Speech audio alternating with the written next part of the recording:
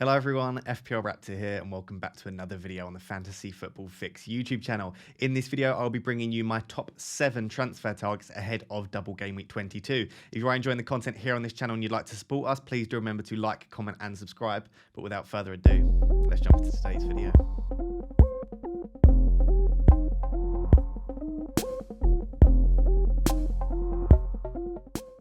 So in today's video, we're going to cover the two probably biggest decisions, whether you're using transfers on your wildcard or using your free hit, and that is Watford forwards and Leicester midfielders. And I think they are the two most difficult decisions. Leicester and Watford both have brilliant double game weeks. I would say Watford in particular probably have, if you're just looking at the fixtures, probably have the best set of 2 fixtures out of all of the clubs that have double game weeks this week. And of course, outside of Dennis and King, there aren't really that many options in the Watford team. Now, in an ideal world, we would own both of these. However, if you don't own any, it's going to be very difficult to bring both in with transfers. Also, there are a lot of good options in and around that. Watkins, Antonio and Calvert-Lewin. Yes, they don't have double game weeks, but you probably are going to want to keep them if you already own them. And similarly, even if you're on a free hit, I think Ronaldo and Kane are two fantastic options in that striking spot as well. So it's going to be very, very difficult for most of us to own both Dennis and King. And if you don't own either, who do you go for? So I think in the past, it's been a very, very straightforward decision, this, and it's just down to what you pay most attention to when you're making your FPL decisions. If you watch the games and you're someone that really trusts your eye test, Dennis has definitely been passing the eye test. He always looks fantastic. He looks like he's getting in some good positions, and he looks like the player to own if you ignore stats completely. However, if you're someone that trusts stats and you look at underlying statistics, King always comes out on top, and he doesn't just come out on top, he absolutely batters Dennis. And Dennis has been, for a long time now, something like 20th when it comes to expected goal involvement for strikers. So not only has King been doing a lot better than Dennis, Dennis's underlying statistics have actually been incredibly poor. However, Dennis's underlying statistics are now starting to improve slightly, and King's have dropped off slightly, which we'll now discuss. I don't think it's as clear cut as it once was. With respect to the fixtures, over the next 2 game weeks, the fixtures are fantastic. So you're obviously mainly bringing them in for the double game week 22 when they've got Newcastle away and Burnley away. Yes, both fixtures are away, but considering it's Newcastle and Burnley, I think they're fantastic fixtures. And then they've got Norwich in game week 23, Norwich at home. So if you're bringing them in for 22 and 23, I think that's fantastic. Realistically, though, 24, 25 and 26, they're not terrible fixtures for Watford. And Watford have been pretty good from an attacking perspective, at least in the Premier League so far this season. Specifically under Ranieri, they've been fantastic. So I would say that you can probably hold them up to game week 26. Even game week 27 against United isn't that difficult. So I think as a third striker, especially if you can rotate them with perhaps a 5th midfielder or a 4th defender in your starting 11, I don't really mind the fixtures long term. So yes, it's better as a short-term move, but I don't mind holding them, specifically when they're such good value in and around that £6 million price tag. If we take a look at the underlying statistics, they've both played a lot of minutes this season, and they're both projected to get roughly the same amount of points over the next 6 game weeks. So it's very, very tight there. It's also tight when you look at expected FPL points over the first 21 game weeks this season. They're roughly approaching 5 expected FPL points per 90, which is pretty impressive for a striker and very impressive when you consider their prices as well. As we've said in the past, because they don't get that extra point for expected goal, and they don't get that extra point for an expected clean sheet, strikers often have a slightly lower expected FPL points than midfielders and even defenders to some extent. So around 5 expected FPL points per 90 is absolutely very, very, very good for a £6 million striker. Where there is a slight difference, and this has been the way for a while now, but like I said, this gap has closed, is when we get to expected goal involvement, specifically non-penalty, because it is likely that King is on penalties, but obviously we want to take penalties out because penalties are largely just come down to variance. We're not sure when they're going to happen, so we do try and take them out of the equation when looking at underlying statistics. We can see that Dennis's has increased recently, and it's up to 0.45 now, which is fairly decent, again, for a £6.1 million forward, approaching an expected goal involvement every 2 games, which isn't too bad. King's is, of course, better at 0.58. That's a 0.13 increase on Dennis's. If you take into account that you might be on penalties as well, that does look even better at 0.58. So I do think that there is still a stark enough contrast there to say that you'd want to go for King when you're looking at expected goal involvement. 0.58 is highly impressive for a £5.8 million forward. Big chances wise, this is where there is, and always has been, a massive difference between the two. Dennis at 0.28 is very, very poor for a striker. That's a big chance every 4 games or so, or just under every 4 games. I don't think that's very impressive at all. If you compare that to Josh King's getting a big chance, or getting 0.85 big chances per 90 minutes, which is almost a big chance every game. 1.6 every 2, 1.7 I should say every 2 games. So you would say that at least when we're looking at big chances and getting into those good positions to score clear-cut goals, King definitely outperforms Dennis. And for me, when I'm looking at bringing in a striker, I think that's a key thing. You want your striker to be getting clear-cut opportunities. You can accumulate quite a good expected goal involvement by either being very creative or getting a lot of opportunities. But what you want is those clear-cut one-on-ones. And King does appear to be getting more clear-cut opportunities than Dennis. And touches in the box, Dennis has actually overtaken King. And this is the major drawback for me for King, is that King's recent positioning has been quite poor. But touches in the box across the entire season, Dennis has now overtaken King at 5.44. Joshua King's is 4.68. So Dennis has made a slight improvement there.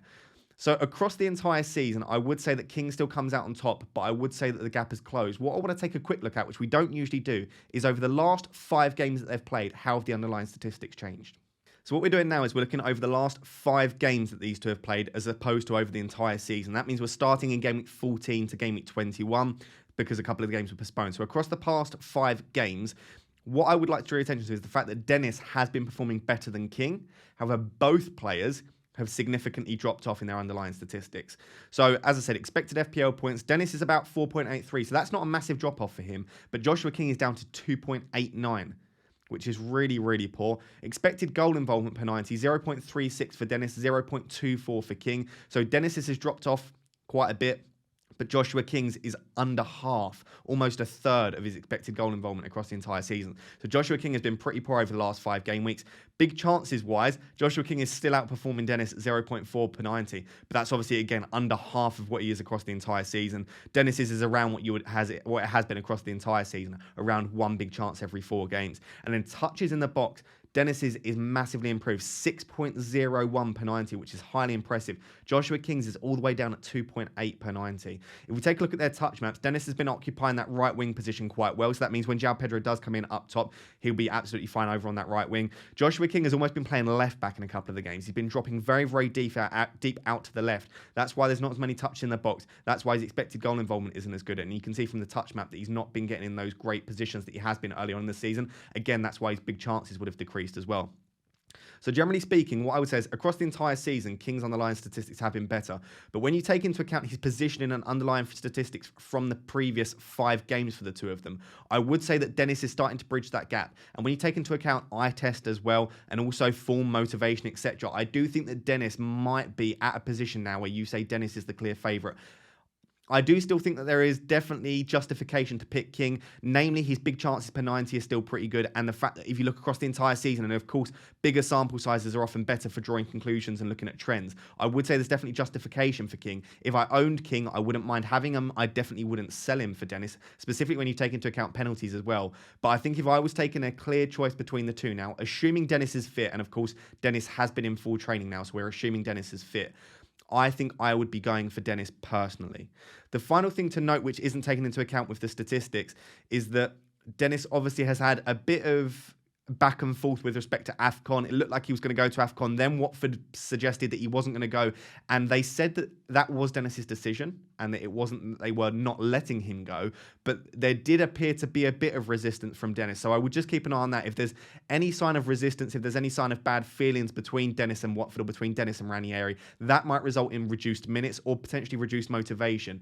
Obviously, this is a lot of hypothesizing here. But assuming Dennis is motivated, assuming Watford are happy to play him the amount of minutes he's been playing recently, I would say that Dennis just about edges it for me. Let me know down below, you team Dennis, you team King. I think both are great options. And if you are on a free hit and you don't want to go for both Kane and Ronaldo, I wouldn't mind one premium striker and Dennis and King. I think that could be a really nice option. Then you can put more money into your midfield. But let me know down below, team Dennis, team King. So the next discussion is around those sort of mid-price midfielders. We've got Maddison versus Moura. Now, I've chosen both of these because they have a double game week. I do think there are some fantastic options with single game week players, but I know a lot of people would rather just probably save their transfer and then go for the single game week player next week, or go for a double game week player this week and then use another transfer to a single player game week next week. So an example of someone that I do really like is Foden. I think long term he'll be a fantastic option. I've spoken about him a few times on this channel and on my own channel as well. I do really like his underlying statistics. I think he's fairly nailed in that side, whether it be on the left wing or as a false 9. But with Chelsea this week, I think you can probably just save that transfer and go for him next week, or you can potentially just go for a double game week player like Maddison or Moura and then move to Foden the week after. So if we're looking at these two, the reason I think they're really good is that I like both of their double game weeks for different reasons, and I think they're at a very, very good price as well.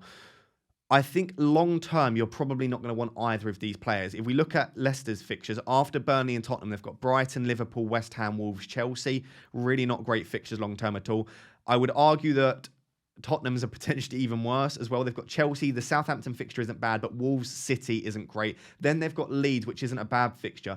The reason that I quite like Moura and any Tottenham players in particular is in game week 26, if you can hold Moura from 23 to 26, in game week 27, Arsenal and Liverpool both blank. So if you can hold Moura through to 27 and he's still starting, having him against Leeds could be a fantastic option, but by then you might want to go for Son or Kane anyway. But generally speaking, over the next 6 games, I don't particularly like Leicester or Spurs' fixtures. So this is quite a short-term move, but I do like their double game weeks. If we take a look at a comparison between their underlying statistics, minutes-wise, they've both actually played quite a few minutes, and that's quite surprising for me, specifically for Lucas Moura, because I think of him as someone that might rotate with Bergwijn, potentially Dele Alli. He's not necessarily nailed in that Tottenham team, but 1,213 minutes is a fair amount of minutes considering. Projected points, the Fantasy Football Fix algorithm definitely prefers Maddison. Now, whether that's due to minutes, whether that's due to underlying statistics, we'll discuss that in a second. But projected points over the next 6 game weeks, Maddison performs pretty well at 30.10, whereas Lucas Moura is at 21.7. So that's not fantastic. You're looking at around 3 or 4 points per game week at that rate. Expected FPL points per 90 over the first 21 game weeks. We've got Maddison coming in at 5.41 and we've got Lucas Moura at 4.42. So Maddison is essentially getting an extra expected FPL point per 90 over the first 21 game weeks, which is pretty substantial over a long period. But over just a double game week, you would say that that's fairly close and that there's not that much of a difference between the two of them. Non-penalty expected goals and expected assists per 90, 0.46 for Maddison. Again, slightly better than Moura's 0.38. But once again, over a double game week, when you're only probably going to hold them short term, I don't think there's that much of a difference between the two of them. Big chances per 90, 0.31 for Maddison, 0.15 for Lucas Moura. So double that for Maddison of Moura. And then touches in the box, they're both pretty poor. Now, this is probably my number one issue with both Maddison and Moura in comparison to some of the other players that you can pick, is that they're not that much of a direct goal threat. They're not going to get that many big chances. They're not going to be bursting into the box that often. When they get into the box, they're pretty good. But if you compare that to, as we just saw with Dennis, I know Dennis is a striker, but 6 touches in the box per 90, that's really what you would want from a player you're bringing in. They're not getting into the box that often. And again, that does tend to put me off when I'm looking at players to bring in. If we look at their touch maps, they're fairly similar in the fact that they're working in that final third, but quite deep in that final third, in that sort of gap between the halfway line and the box. So I would say that they're both decent options, but they're not mind-blowing when you're looking at underlying statistics. I would personally slightly prefer Maddison, and I'll explain why. The first reason is that we don't know that all of the games will go ahead, specifically the second game for everyone in the double game this week. As we've seen now with the Everton-Leicester game being called off, you have no confirmation that they will definitely play that second game. But if they only play the first game, obviously Leicester have Burnley away, whereas Tottenham have Arsenal at home.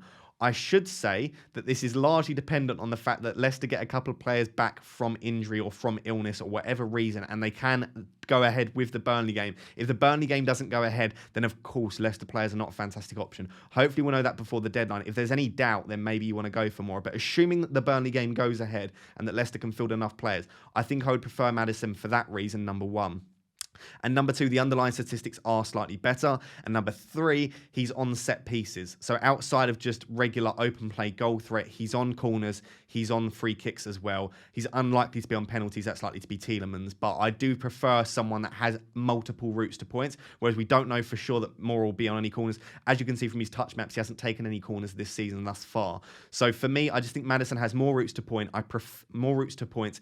I prefer that first game against Burnley in comparison to Moura's against Arsenal. And for all of those reasons, assuming that the Leicester-Burnley game goes ahead, I prefer Maddison myself. Let me know down below, are you considering either of these? If so, which one? I'd be interested to hear your thoughts down below. Let's take a look at our final comparison for the video. If the Leicester-Burnley game has been called off, you can, of course, now turn off the video because this part is highly irrelevant. But assuming it goes ahead because it is at the time of me recording this, I thought I would do a quick comparison between the 3 remaining Leicester midfielders outside of Maddison. In my opinion, if you have the money, you go for Maddison. That's just my opinion on it. I like the fact that he's on corners and free kicks. He's got the best underlying statistics of all of the guys here. And I just think he has quite a high ceiling and he's likely to play both games as well. So for multiple reasons, I think Maddison is probably the best option if you're going to go for one and price is not an issue. However, if you want to go for one of the other 3, or potentially if you're on a free hit and you're doubling up and you want to go for Maddison and another, I thought it'd be interesting to compare Harvey Barnes, Lookman and Tielemans as well. Because of space issues with respect to the graphics, I've just got the top half of their touch maps. Of course, they've made touches in their own half, but realistically, the main thing we're always interested in is attacking touches. So what you can see there is the attacking half and the touches that they've made in the opposition's half. And of course, as we always do, green is the best underlying statistic, and it's just the only difference here is we're comparing 3 players rather than 2. All of that together, surprisingly for me, Tielemans actually comes out on top for most of the underlying statistics. If we have a look at minutes played, Barnes and Tielemans have played the majority of minutes, whereas Lookman has only played 715. Projected points over the next 6 games, if you are looking to keep these players slightly more long-term, Tielemans is projected to get the most points. That's likely because he's also projected to play 90 minutes almost every game as well. Expected FPL points per 90 over the first 21 game weeks. Tielemans comes out 5.01. He's the only player here that's above 5, which again is highly impressive considering he isn't even playing particularly an attacking position. If we take a look at expected goal involvement, they are very, very close. Tielemans 0.39, Lookman 0.37, Harvey Barnes 0.33. As I said, across a season, those differences might be noteworthy. But if you're looking at only over 2 or 3 games, you're probably only looking at starting your Leicester player or at least keeping them fairly short term, probably just over the double game week. That sort of difference isn't that noteworthy for me. And that really suggests that it comes down to basically who do you fancy over the double game week. 0.39 to 0.33, that range between all 3 of them just isn't big enough for me to warrant saying one of them is definitely the clear option.